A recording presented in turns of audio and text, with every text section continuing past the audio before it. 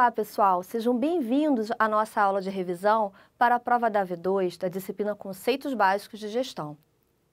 Nesta aula, iremos revisar os temas 11 ao 20. Vamos começar?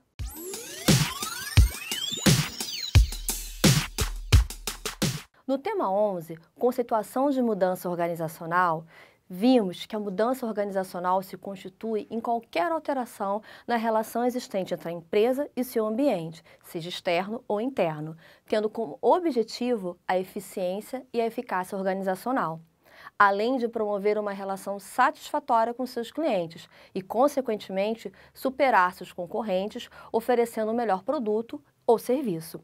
Desse modo, podemos afirmar que esta série de alterações, tanto no ambiente interno como no externo, tem como função proporcionar melhorias na parte estrutural e comportamental da empresa.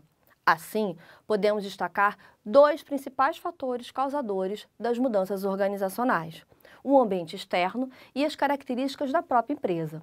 Há uma série de elementos relacionados ao ambiente externo que motiva esse processo, como as mudanças legais, trabalhistas, as políticas de inovação, tecnologia, tendências micro e macroeconômicas, dentre outras. Já em relação às características, podemos citar fatores como o crescimento da organização e se ele está sendo satisfatório ou não, a sua estrutura, os processos internos, seus colaboradores, seu clima e cultura organizacional. Importante entendermos que a mudança não é fácil de ser executada e, consequentemente, gerenciada. Qualquer novo processo proposto deve ser analisado com coerência para que não atrapalhe os demais processos em andamento. Dependendo da sua magnitude, ela pode envolver os 3 níveis organizacionais: estratégico, tático e operacional. Além disso, há vários tipos de mudança, classificados segundo a abordagem de cada autor.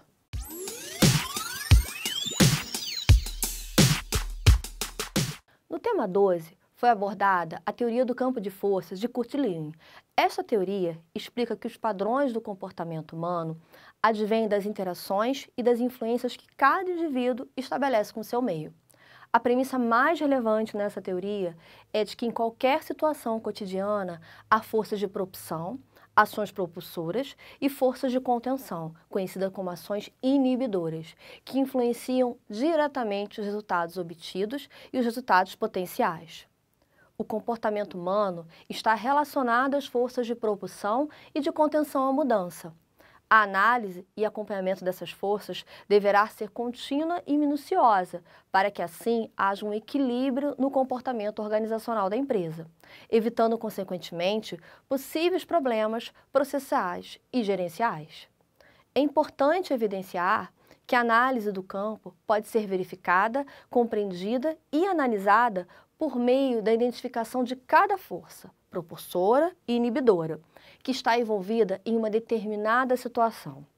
Após esse processo de identificação, essas forças são equilibradas e atuam de modo a potencializar as forças propulsoras e, em contrapartida, promover a diminuição das forças inibidoras.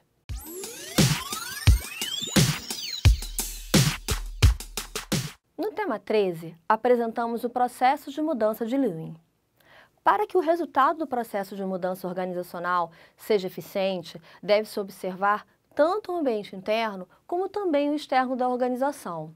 Seria importante identificar todos os elementos envolvidos e traçar estratégias alinhadas a esses elementos. Assim, toda mudança demanda um gerenciamento de perto, onde deve ser verificada cada etapa e analisada cada resultado. Uma das formas de gerenciar essa nova situação é por meio do processo de mudança proposto por Kurt Lewin, que é composto por 3 etapas básicas: descongelar, mudar e recongelar. A primeira etapa implica em descongelar o padrão de comportamento. Nessa etapa, é importante mostrar para o indivíduo a importância de implantar a mudança, pois o sucesso desse processo depende da conscientização das pessoas para fazer as coisas de modo diferente. A segunda etapa consiste na mudança, em desenvolver um novo padrão e é onde ocorre a implementação de fato, com a supervisão de um agente de mudança treinado para liderar todo o processo. Na terceira etapa, ocorre o recongelamento do novo comportamento. Em outras palavras, transformar em regra geral um novo padrão de comportamento, criando condições para a continuidade a longo prazo.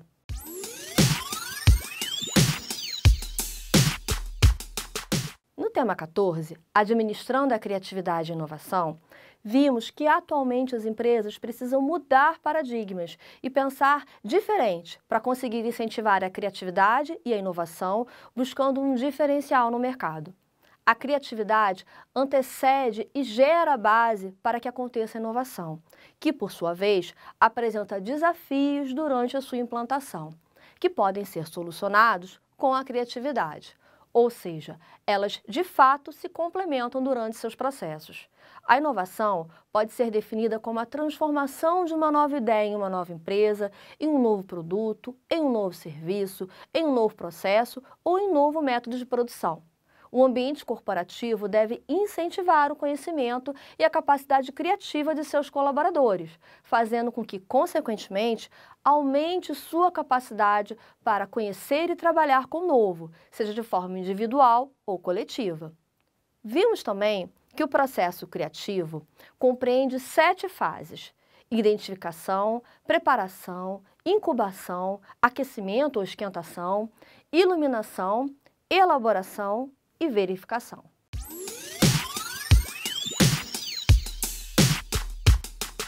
No tema 15, estabelecendo um clima para a criatividade e inovação nas organizações, identificamos características que contribuem para a estruturação do pensamento criativo nos profissionais, sendo elas o interesse real, que advém da iniciativa e da motivação e ocorre porque existe o reconhecimento da necessidade por parte do colaborador para resolver uma questão.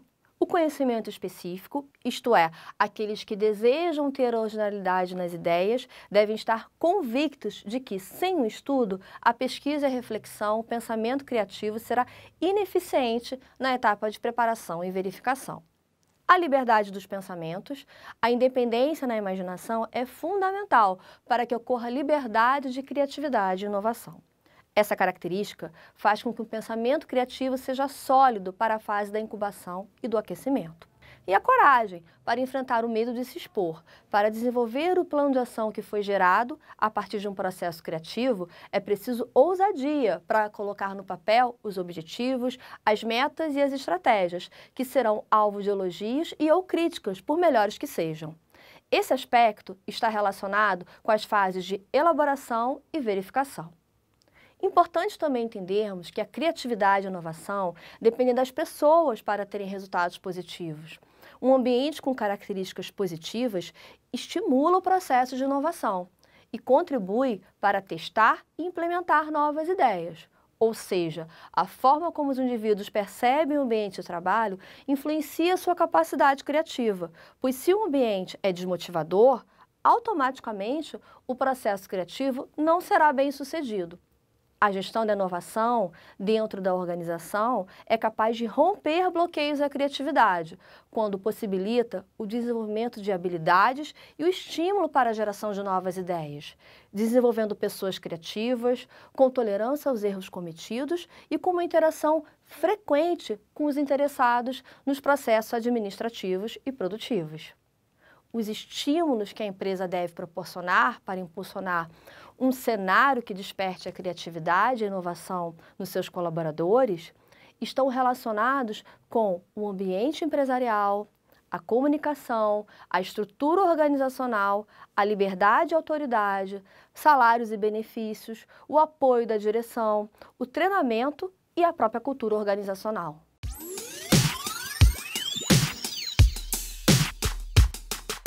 No tema 16, foram abordadas diferentes fases da história da organização, com suas principais características e inovações ao longo do tempo. Vimos desde a fase artesanal até o início da industrialização, o desenvolvimento da industrialização, o gigantismo industrial, a fase moderna, até a fase da globalização.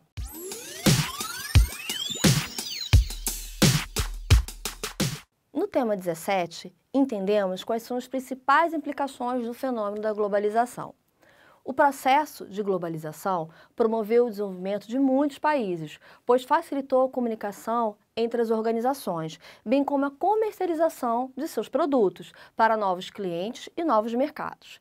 Esse movimento fortaleceu a economia local. Porém, em certas situações, como a importação de produtos, os países criavam barreiras, chamadas de protecionismo, para sua comercialização. Assim, os negócios foram e ainda são altamente impactados pela globalização, seja como uma ameaça ou como uma oportunidade. Esse processo ele tem que ser encarado como de extrema importância para qualquer gestor, uma vez que as empresas precisam se adaptar às novas tendências de mercado. Dessa forma, as organizações devem promover mudanças em seu plano de ação, melhorando os processos internos e otimizando os canais de comunicação com os clientes. A tecnologia é, de fato, uma das grandes responsáveis pelo processo de aceleração da globalização, pois ela aproximou as organizações dos consumidores, facilitando a comunicação entre esses dois agentes, bem como o acesso à informação e à comercialização dos produtos e ou serviços oferecidos pelas empresas. Por conta da evolução tecnológica, as empresas estão se expandindo cada vez mais, bem como se adaptando às novas demandas. Em resumo, podemos dizer que a globalização nos negócios provocou e ainda provoca uma série de mudanças no modo de fazer negócio, pois devido à evolução da tecnologia e aos novos parâmetros de competitividade, faz-se necessário que essas companhias se adaptem e se reinventem.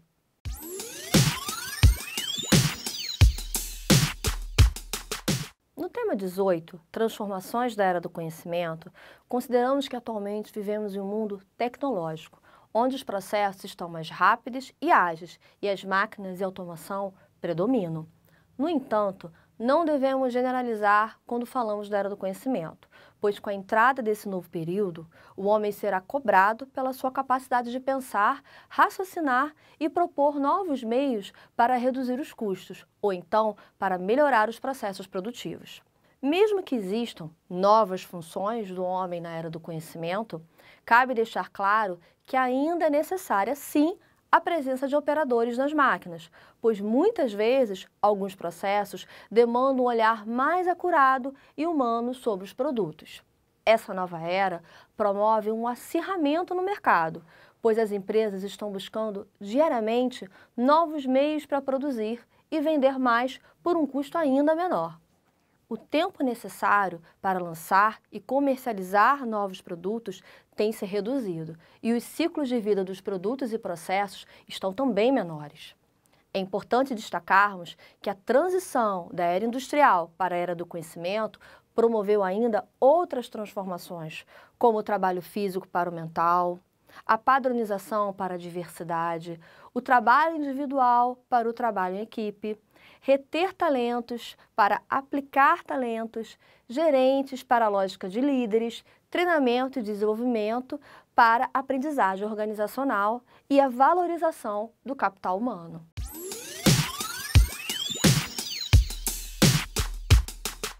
No tema 19, Novos fatores críticos de sucesso empresarial, buscamos entender quais são as principais diferenças entre a era industrial e a era do conhecimento. Na era industrial, a ênfase estava nos recursos, no tamanho da organização, na estabilidade e permanência. As pessoas eram fornecedoras de mão de obra e trabalho servil. Os resultados eram focados exclusivamente no acionista ou proprietário, chamado shareholder. Já na era do conhecimento, a ênfase está nas competências, na conectividade e na agilidade. As pessoas são fornecedoras tanto de competências e conhecimentos quanto de trabalho intelectual. Os resultados são totalmente focados nos grupos de interesses envolvidos no negócio das organizações, os stakeholders. A identificação de fatores críticos de sucesso na nossa era atual, a era do conhecimento, contribui para melhorar a vantagem competitiva da organização. Assim, podemos dizer que o estudo sobre os fatores críticos de sucesso é essencial para um planejamento estratégico eficaz. Como fatores críticos de sucesso empresarial do século XXI, temos a velocidade para obter rapidez na resposta ao cliente, a flexibilidade a partir da capacidade de aprender e mudar, tanto da organização como de seus participantes, a integração para a mobilização integrada com iniciativa, a participação e inovação baseada na criatividade para mudar rapidamente.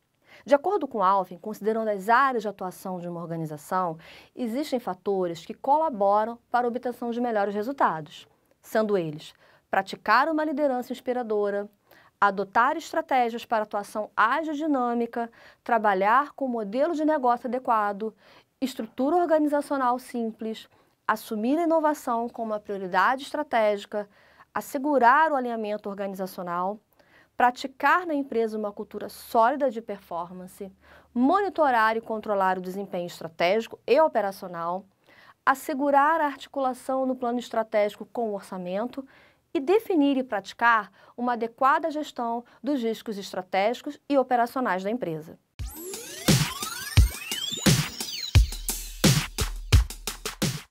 Finalmente, no tema 20, tratamos das macrohabilidades do gestor na era do conhecimento.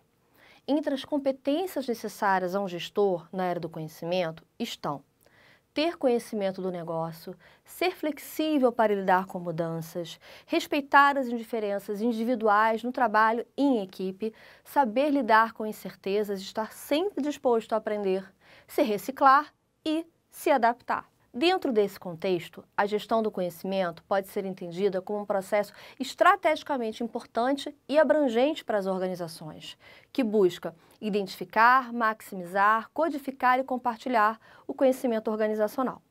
Nesse sentido, é importante que ela envolva de alguma forma todos os membros da organização, não se restringindo a uma discussão apenas no nível mais estratégico entre diretores e gestores. O gestor deve ser um facilitador para a troca de conhecimento entre seus colaboradores, estimulando o aprendizado organizacional e incentivando a geração de novas ideias.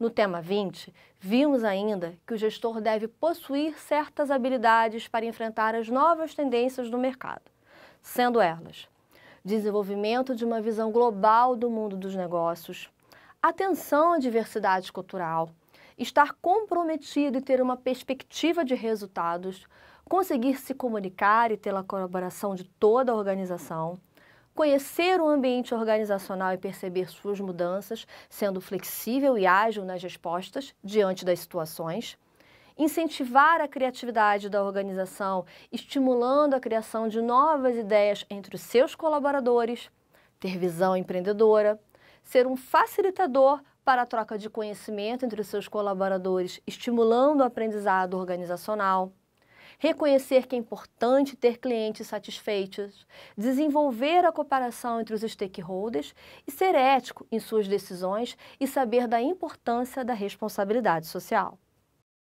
Pessoal, aqui fizemos uma revisão sintetizada dos temas 11 ao 20, mas não deixem de estudar nossos materiais completos disponibilizados no AVA para cada tema. Eles serão fundamentais para a realização de uma boa prova. E lembro que a V2 contemplará todo o conteúdo do curso, temas 1 ao 20. Boa sorte na V2!